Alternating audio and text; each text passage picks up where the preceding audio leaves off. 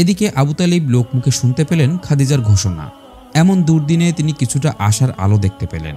খাদিজার শর্তগুলো তার আরও আশান্বিত করল, কেননা তিনি ভালো করেই জানেন বিশ্বস্ততা এবং চারিত্রিক নিষ্কলুষতাই তার ভাতিজার সমতুল্য কেউ নেই এই আরবে। তাছাড়া ব্যবসায়ী হিসেবেও তার ভাতিজা ফেলনা নয়। আবু তালিব নিজে দুবার দামেস্ক নিয়ে গিয়েছিলেন ব্যবসার সঙ্গী করে, সেই হিসেবে মুহাম্মদ সাল্লাল্লাহু আলাইহি সাল্লামের অভিজ্ঞতাও কম নয়।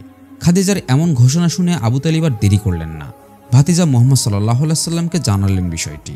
আবু তালিব মুহাম্মদ সাল্লাল্লাহু আলাইহি সাল্লামকে ডেকে বললেন, ভাতিজা, তুমি তো জানোই আমি বিত্তহীন একজন মানুষ। এবছর দুর্ভিক্ষের ফলে দারুণ অভাবে পড়েছি আমরা। এই অবস্থা থেকে উত্তরণের জন্য কোনো ব্যবসা বা অন্য কোনো উপায় উপকরণ আমার হাতে নেই। আজ শুনলাম আমাদের গোত্রের একটি বাণিজ্য কাফেলা শীঘ্রই দামেস্ক যাচ্ছে। এই কাফেলায় ধনাঢ্য খাদিজা বিনতে খুয়াইলিদের অনেক পণ্যও যাবে। সে তার বাণিজ্য বহর পরিচালনার জন্য একজন বিশ্বস্ত ব্যক্তি তালাশ করছে। নানা কারণে যদিও আমি তোমাকে আমার চোখের আড়াল করতে চাই না এবং সঙ্গত কারণে ইহুদিদের থেকে আমি তোমার ক্ষতি সাধনের আশঙ্কা করি, তুমি বুঝতেই পারছো। এছাড়া আমার আর কোনো গতি নেই। যদি তুমি তার কাছে যাও তবে আমি নিশ্চিত যে সে তোমাকে তার ব্যবসার জন্য নির্বাচন করবে।